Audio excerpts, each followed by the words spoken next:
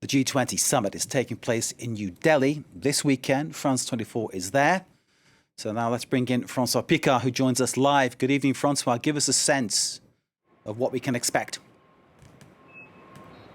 Well, first off, give you the traffic news, Mark. A little over 2 hours to go before central Delhi is in lockdown, effectively an area the size of 1/3 of Paris. It will be very difficult to get in and out. Offices, schools will be closed on Friday. And this to make way for the world leaders who will be arriving at the big conference hall. It's all eyes on India, which since the last G20 in Indonesia became the world's most populous nation. There has been this slogan, One Earth, One Family, One Future, put forth by Narendra Modi, touting the fact that you've had growth and a lot of people lifted out of poverty during his decade in power. He's running for re-election next spring. And the question is, does he practice what he preaches? Something we've put to our panel in a special edition of the France 24 debate. It's also one of the questions we put to one of the senior spokespeople for the BJP. We spoke to Panda. He is Vice President, National Vice President for the BJP for the Assam and Delhi area. And it's interesting to see, we talked to him about the rivalry with China. We talked to him about the criticisms over rule of law under Narendra Modi's watch. It was an interesting discussion in the build-up to all this. François Picard, stand by. Let's, without any further ado, give you now François' interview with Panda, the BJP National Vice President. Panda, thank you so much for welcoming us to your home here in New Delhi. Namaskar, bonjour. The G20, it's a real moment in time. It's the first G20 since India officially became the most populous nation on the planet. What's this summit about? There are, of course, also other things that have happened in the meantime. India and the image of India around the world has transformed, especially recently under Prime Minister Modi, especially after the pandemic, when India defied all odds to run the largest vaccination campaign in human history in the shortest period of time. We also ended up giving aid to more than 100 countries with vaccines. Thereafter, India has become the 5th largest economy in the world, fastest growing, and has transformed in the sense that India has given financial aid to many of our neighbors and also other developing countries. It has become a voice of the global South, but in a different way. Not in the old non-aligned way when we were part of the have-nots, but as a rising nation welcomed by the rest of the world as a positive force. And the G20 exemplifies that. So if you look at the G20 scale itself, in other versions, G20 used to have 3 or 4 or 5 events. A large country like China would have a dozen events. India has 200 events spread over 60 cities and other locations. It is indeed a transformational moment. You talk about the global South. When you go around town, it's impossible to notice, to not know that the G20 is on, because there are posters everywhere of the Prime Minister, each one with a different slogan. Which is your favorite? My favorite slogan is a party slogan, actually, which the BJP, of which the Prime Minister is the leader and has 180 million members. It is the single largest political party in the world with the greatest political mandate that any entity has ever received, is Sabka Saath, Sabka Vikas, Sabka Vishwas, Sabka Prayas, which essentially means we are for all, we are for everyone's development, we are for winning everyone's trust, and with everyone's involvement. The official slogan, One World, One Family, One Future, if I'm correct, taken from Sanskrit, a slogan in Sanskrit. Apparently there was some problems with the Chinese delegation. I don't know if it would be in the official communique, it's going to be in English. Well, why is that slogan? You know, there are very few countries, maybe 1 or 2 or 3 at the most, that have a problem with the rise of India. I have participated in many dozens of Track 2 events around the world over the last 2 decades.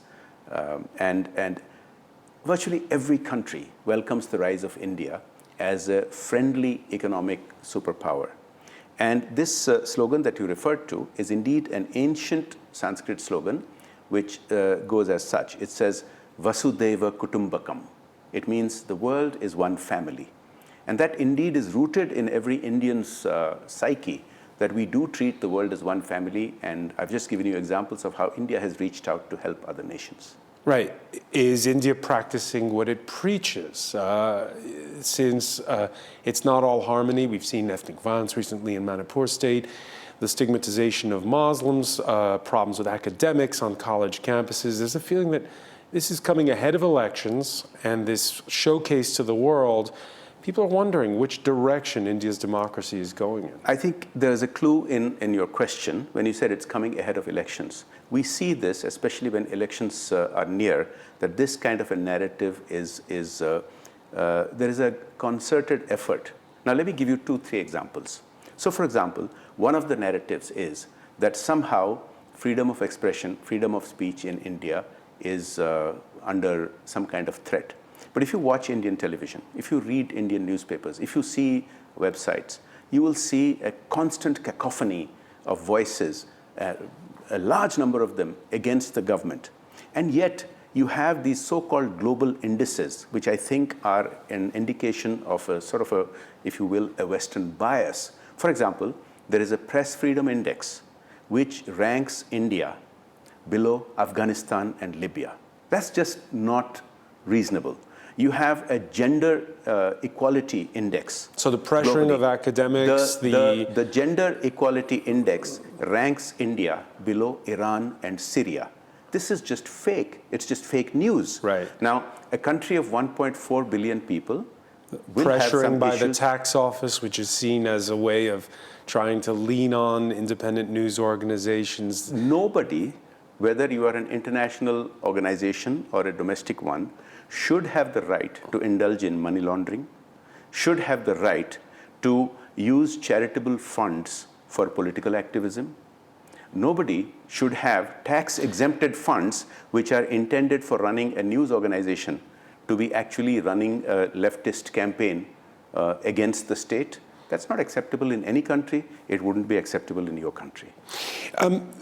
This G20 is also going to be a chance for trying to narrow differences. Not just, we talked about China, there's going to be the absence of Xi Jinping, there's going to be the absence of Vladimir Putin. It's a more fractured world than in the past. India's Prime Minister has spoken out against the war in Ukraine, saying he wants peace.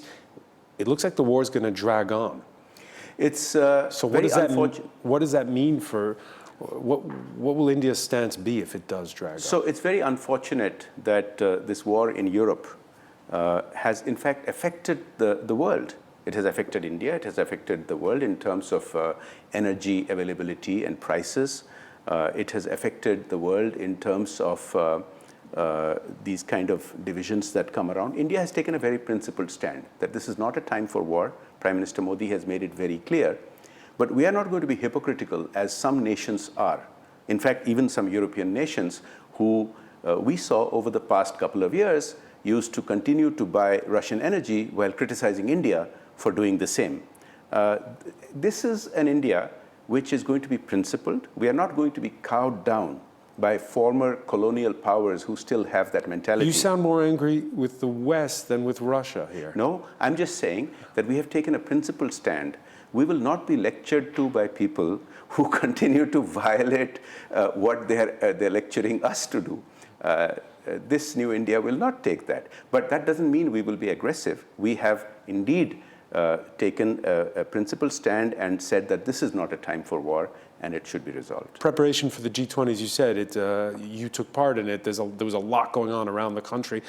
There was a meeting in Goa to try to get on paper firm commitments when it comes to climate goals, tripling of renewables by 2030, firm numbers when it comes to lowering the production of fossil fuels. It looks like it's not going to happen.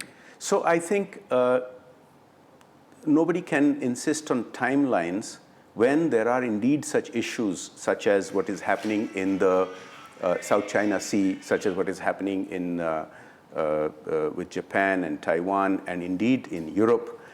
They become impediments to the way of having an agreement. But India has in fact showed the way. So for example, we have long had a stand about the equity of per capita carbon emissions. We didn't create this problem. This problem was created by others, the more developed nations. But instead of just standing on that issue, on formality, under Prime Minister Modi, India has made a massive thrust towards renewables. So we have added enormous amounts of solar energy, now the third largest in the world. And we are setting the example for this transition. You're beginning to see the kind of transformation in India, such as a huge movement to stop the use of single-use plastic and things like that. So I think setting the example by a large country like India, the largest country now in the world, is as effective as getting everybody on board, which may take a little bit of time because of external developments. And one quick final question. We walked in to see an argument going on domestically over the name of the country. Is India going to officially change the name of its country? Look, for thousands of years, India was known as Bharat, and people came from all over the world to make their fortunes here, to learn here, to gain wisdom here, to meditate. The name India is also in our constitution. In fact, our constitution very specifically uses the phrase India, that is Bharat. So some of our highest honors, like the highest civilian award, is called the Bharat Ratna. Now, I think our opposition has been reduced to having these small numbers in parliament. So J. Panda, which official name do you prefer? I think they're both fine. And I think the problem is with some of the opposition, they take the bait that when we say that we are proud of Bharat, and they immediately fall into that still lingering colonial mindset that they have a preference for India over Bharat. There's no need to have a preference. J. Panda, thank you so much for welcoming us. Thank you.